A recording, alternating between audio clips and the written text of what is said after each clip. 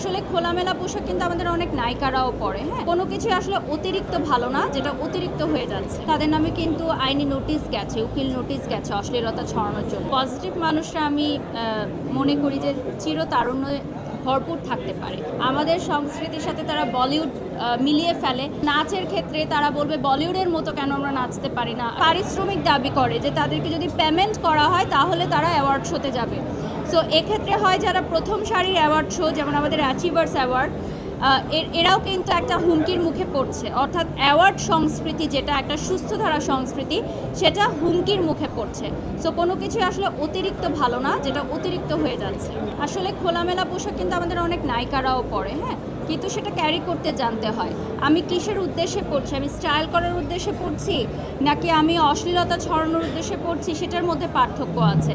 তো আপনারা দেখেছেন রিসেন্টলি অনেক মানে নামমাত্র যারা হচ্ছে নিজেদেরকে শিল্পী দাবি করে, কিন্তু আসলে তাদের কোনো আসলে কাজ নেই, টেলিভিশনে হোক বা সোশ্যাল মিডিয়াতে হোক, তাদের নামে কিন্তু আইনি নোটিশ গেছে, উকিল নোটিশ গেছে অশ্লীলতা ছড়ানোর জন্য।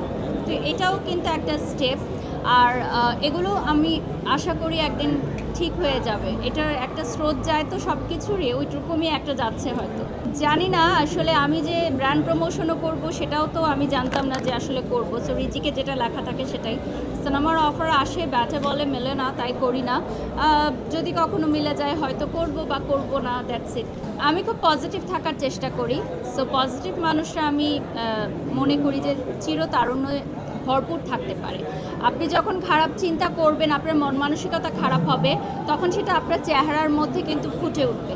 সো আমি মানুষের উপকার করার চেষ্টা করি, মানুষের জন্য ভালো কাজ করার চেষ্টা করি, অন্যের মঙ্গল কামনা করি।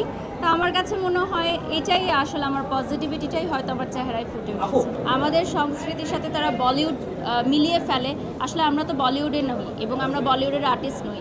সো তারা চায় যে আমরা মানে খোলামেলা পোশাক পরবো না, আমরা ইসলামিক দৃষ্টিকোণ থেকে যে পোশাকগুলো সেগুলো পরে চলবো, কিন্তু নাচের ক্ষেত্রে তারা বলবে বলিউডের মতো কেন আমরা নাচতে পারি না। আসলে সংস্কৃতিগুলো আমার মনে হয় খুব মিলিয়ে ফেলে তারা।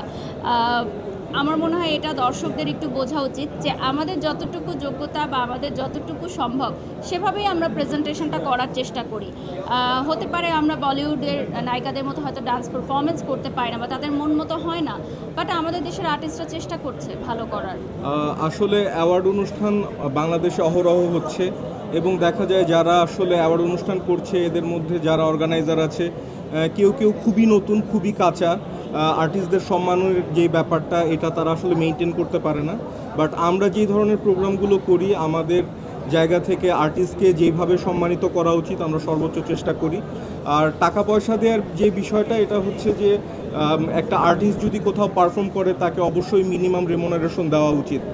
বাট আমাদের এখানে যে কালচারটা তৈরি হয়ে গেছে যে কোনো কিছুর বিনিময়ে হয়তো তাকে পারফর্ম করতে হবে, এইটা আমরা বিশ্বাস করি না। আমাদের আর্টিস্ট যারা পারফর্ম করে তাদের জন্য আমরা আলাদাভাবে সম্মানের ব্যবস্থা রাখি, আর যারা উপস্থিত গেস্ট থাকে তারা তো সবসময় আমাদের অনুষ্ঠানকে আলোকমণ্ডিত করে।